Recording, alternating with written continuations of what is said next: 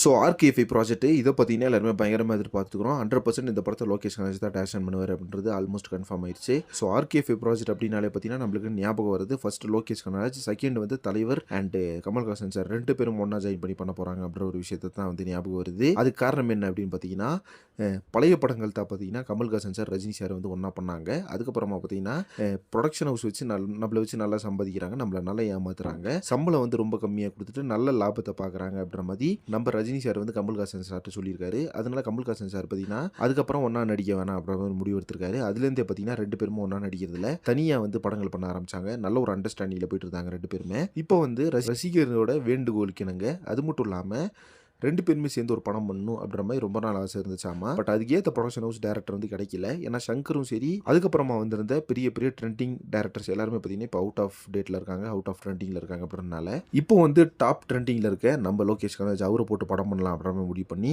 இப்போ பார்த்தீங்கன்னா script story எல்லாமே பார்த்தீங்கன்னா பக்காவாக ரெடி ஆகிட்டு இருக்கு. ஆஃபீஸ் செட்டப் போட்டு பயங்கரமாக வந்து படத்துக்கான ஸ்டோரியை வந்து ரெடி பண்ணிட்டு இருக்காங்க. அப்படி தான் உண்மையான விஷயம். யாரெல்லாம் வந்து இப்போ நம்ம லோகேஷ் கனகராஜ் படத்துக்கு பயங்கரமாக எதிர்பார்த்துக்கிறீங்கன்னு சொல்லிட்டு கமெண்ட் பாக்ஸில் மென்ஷன் பண்ணுங்க.